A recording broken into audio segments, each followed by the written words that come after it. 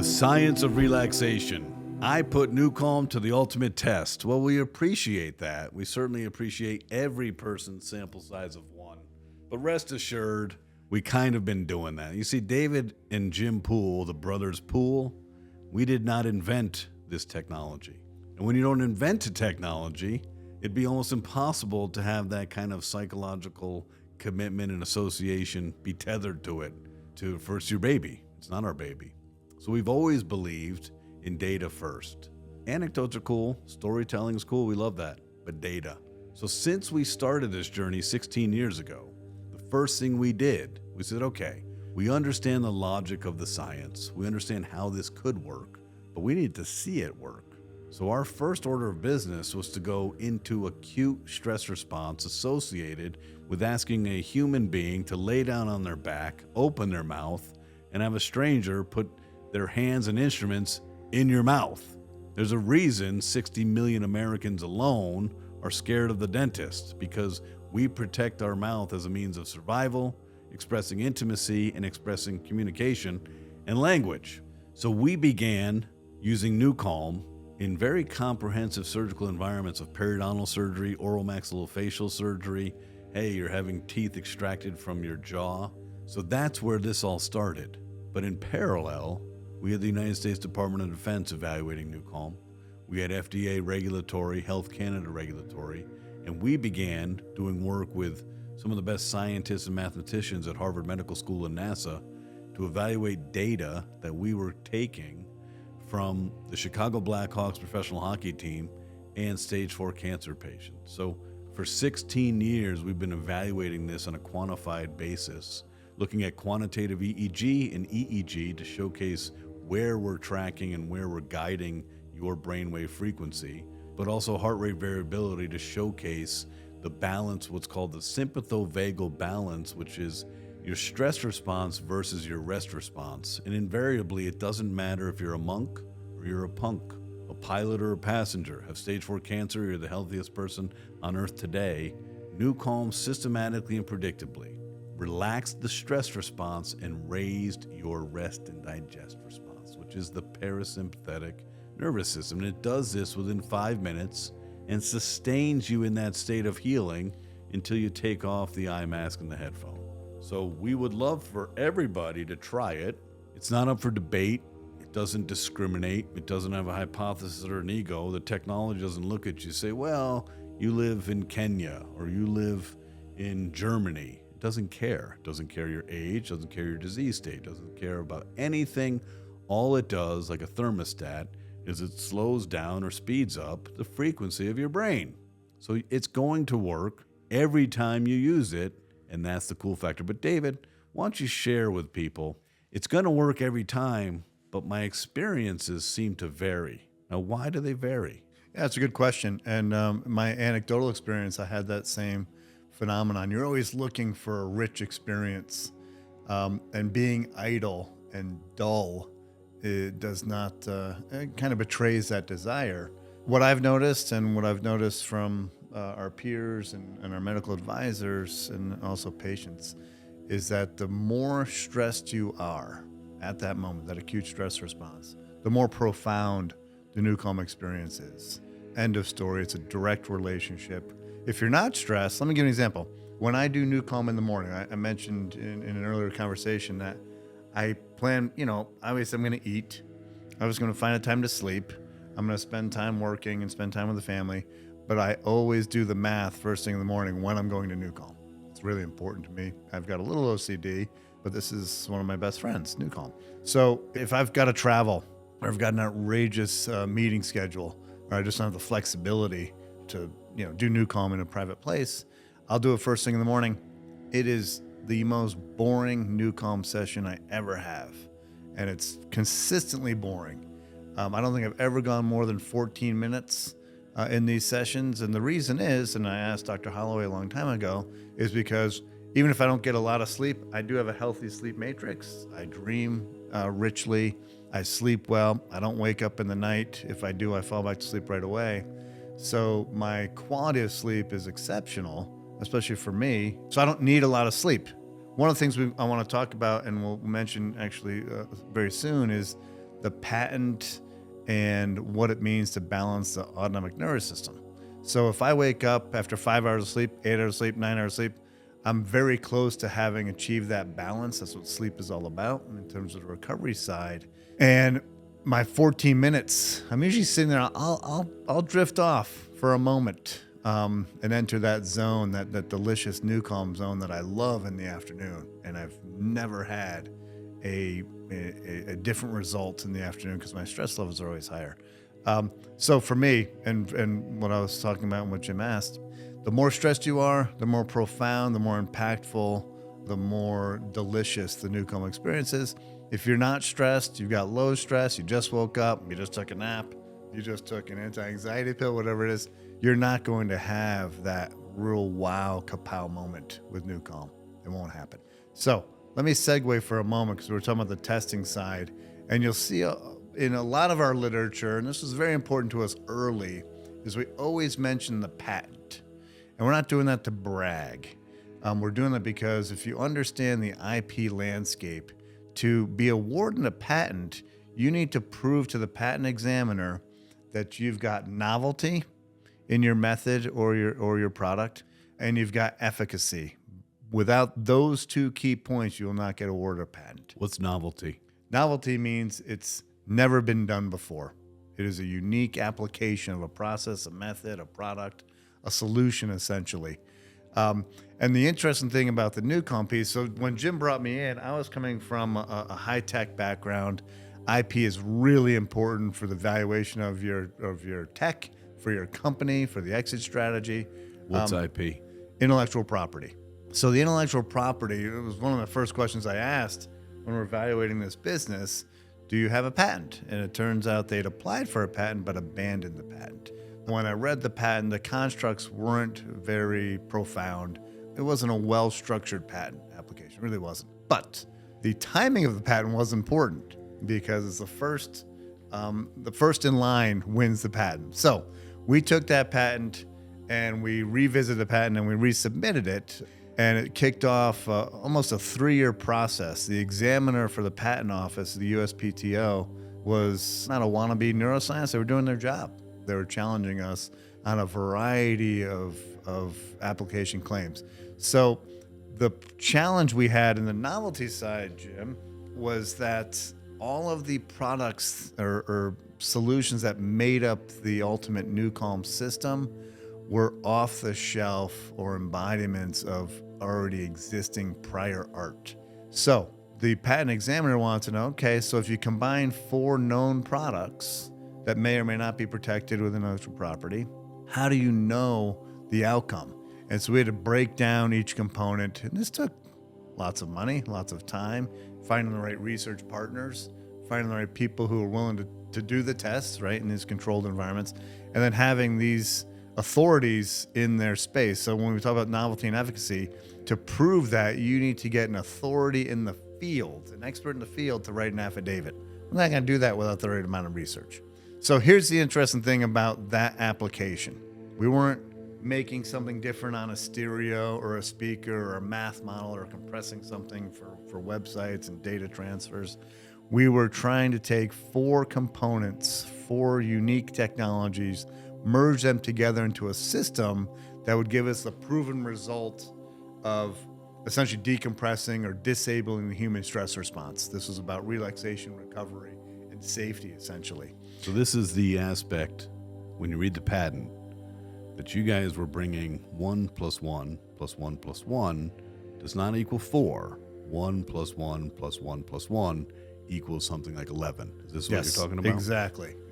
So we had to prove that, and we were awarded the patent. It's for systems and methods for balancing and maintaining the health of the human autonomic nervous system. And what that means is every time you use NuCalm to what we call your natural endpoint, that means you reconnect with your reality. We've been talking about the really kind of strange and unique experience. It's not like taking a nap, but there are definitely associations with that. But it's the exploration, because you're hovering in this place that's kind of like sleep, but not exactly like sleep. where you can explore your subconscious. When you could reconnect and say, oh, I'm laying in my bed. Oh, I've got headphones on. Oh, I've got the music on. Oh, I just heard a chime. Oh, I just heard something outside. And you're coming back to reality. That's your natural endpoint. And what that means physiologically is that you've achieved homeostasis. It's the ultimate state of health at that moment in your life, in that day, in that year. So to achieve optimal health is to achieve homeostasis. And this happens quickly. I got a great story for you. October of 2014, working alongside Dr. Janet Ranicky, a world-renowned psychoneuroimmunologist, and we had created together the Comprehensive Cancer Wellness Program at Hippocrates Health Institute in Palm Beach. And so our job was to downregulate stress and improve sleep quality for all these folks that had stage 4 cancer, and were actually given the instructions by their medical oncologist to get their affairs in order. So the stress is profound and consuming. And so there was a woman who had metastatic brain cancer, and there was swelling on her brain. Physiologically, she looked really in a bad place. We put NuCalm on her. Now, we've done a lot of NuCalm at this point. This is 5 years, right? And she was in NuCalm for 4 hours and 4 minutes. And a couple times, to be honest with you, I thought she had expired. I thought she had passed on. And I remember going close to her and just checking her respiration. Even putting my ear close to her mouth to hear, was she respiring? So the next day, she comes in, and it's the morning session with Dr. Ranicky, and you wouldn't have recognized her. She had a glow about her.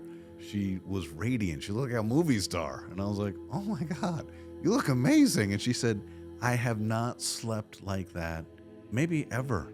I feel so good. So the next day in the afternoon, second day, we put her on NuCalm, and she's in there for an hour and 56 minutes. Her body wants to get into what you just called homeostasis. And this person who's really at the end and has gone through so much, whether it's surgical intervention for the cancer, followed by radiation, followed by chemotherapy, the nutrition factor, the stress factor, the sleep factor, she's really in a tough spot. So day 2, it's an hour and 56 minutes. So day 3 in the morning, she comes back, she looks amazing. Same thing, I slept amazing. Day 4, 56 minutes. And the last day, so we did 4 days, 42 minutes. So this woman, who's near the end of her life, 4 hours and 4 minutes, and then an hour and 56 minutes, and then 50-something minutes, and then 40-plus minutes. That's how quickly your body and your mind want to get you into that balance.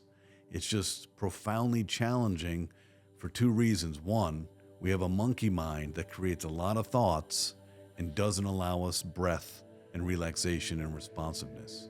And 2, we don't even know. We're not even aware that this is what our body wants. It also showcases the relationship of good, healthy sleep. So you mentioned she hasn't slept like that, so she did 4 hours of NuCalm, got that concentrated version of recovery, balanced her autonomic nervous system. Then she slept brilliantly that night. Then the next day, guess what? The level of stress isn't as rich as it was the first time she did NuCalm, so she cuts that time in half. Sleeps again great that night, cuts it down another hour, and then sleeps again, and now she's in the 40-minute mark, which is a pretty... when we were doing this for years and working with high achievers and people who run well, 40 to 45 minutes was pretty much the daily routine that we saw because we looked at the data all the time. And it just showcases people are pushing too hard. You should be able to reset your homeostasis, especially if you're sleeping well, in 15 to 20 minutes a day. That would be the sweet spot. That would be a good indicator that you're healthy. Can this app really eliminate stress? Yes, it can. Would you like to have your mind blown? How would you like to work with elite military operators, Navy SEALs, Special Forces operators, Air Force Special Operations Command, or BORTAC or BORSTAR along the border with their special forces? And how would you like to be able to expedite your recovery without drugs? How would you like the opportunity to get 2 hours of restorative sleep, the deepest, most repairing, rejuvenating, cellular restorative sleep you can get in just 20 minutes? Well, ladies and gentlemen, that's what we've been doing with this technology for 12 years. So you're a high-performing operator, in an elite military outfit. You're in a foreign country. You're not doing missions in daylight. You're doing missions at night. You're sleep deprived. You may have altitude sickness. You don't know the terrain. Your missions are in the middle of the night. So how do you prepare for that? How do you keep your mind at a sharp state where a nanosecond decision can be life or death for you, for your team members, or for somebody that you don't want to shoot at? You do it by giving this operator the opportunity to balance out that poor nutrition, the dehydration. Our mental acuity is imperative. In a high-stress environment, at a high-op tempo, you have to think very clearly, and you have to think precisely, and you have to lean on your training. You can't allow your mind to be clouded with insecurity, confusion. What was the mission? Where am I supposed to be? How am I supposed to do this? So for more than a decade, we have helped the elite military operators of the United States military expedite their recovery without drugs. You don't think that's cool? What do you got for me, David? That question begs a scientific answer also. I think it would be great if you walk through the physiology of stress, because when people understand the mechanics and the universal experience of it, it's a lot easier to understand how we reverse that or we send that negative feedback loop. So I'm going to do this really quickly. There are two aspects of your brain that are really important for us to understand. Let's start with the central nervous system. The central nervous system has one defined priority above all: self-preservation. If we're not alive, who cares about Maslow's hierarchy of needs? So self-preservation. The central nervous system has your five senses and your intuition and the amygdala of the autonomic nervous system at its disposal to protect you. When you travel anywhere new, you'll notice that you're more exhausted than if you just stay at home. Why is that? Because your central nervous system is always looking on a nanosecond level, all day and all night. Familiarity and security. It needs an anchor to feel safe. Therefore, it can take a breath. If it's not safe, it's constantly evaluating everything. So if you first go to New York City for the first time in your life, New York City is a place. There's cement, there's steel, there's people, there's noise. It's just a place. So why am I profoundly more exhausted at the end of the night? Because there's too much stimulation coming from my central nervous system. The autonomic nervous system is the epicenter of our reptile brain. There's a lot of automatic bodily functions that occur through the autonomic nervous system, like your breath and your heart rate and your digestion. But it's also the epicenter for fear, stress, anxiety, depression, worry, agitation, impatience, and fight, flight, and survival. Okay? So fight, flight, or freeze because I am in mortal danger. This aspect of our brain physiology is managed by something called the amygdala. Some people have heard of this. It's an almond-shaped piece in our midbrain. Now, it's not by coincidence that people call this the reptile brain or the primordial midbrain. There's a lot of circuitry that has been evolved and developed in this part of our brain. In fact, people speculate maybe 40 million years of neuronal circuitry to build that aspect of the human brain physiology. Secondarily, the other aspect of our brain that's really important to identify is your forehead. And in your forehead, you have a prefrontal and frontal cortex. And that's where we separate ourselves from primates. This is where our personality, our character, our patience, our presence, our executive functioning, our logic, our decision-making, our emotions reside. So the currency of the human brain is not time, it is not money, it is not attention span. The currency of the human brain is oxygen-rich red blood. Now here's the challenge. The amygdala, fight, flight, freeze, fear, stress, anxiety, depression, and worry, is a workaholic. It loves to work. You'll notice that when you begin worrying, your brain throws more worry your way. You can cycle through a worry cycle, you can solve that problem, and then you're worrying about something else. The amygdala loves to work, and when it's working, when it's active, it is taking resources, oxygen-rich red blood, from your forehead. So when you are triggered, two things happen. The frequency of your brain increases, and the amount of breath coming into your body and your mind decreases. This challenges you physiologically to not be able to be responsive, but be triggered in this high state of fear and anxiety, and it's a circular loop. And you can't rationalize yourself out of it.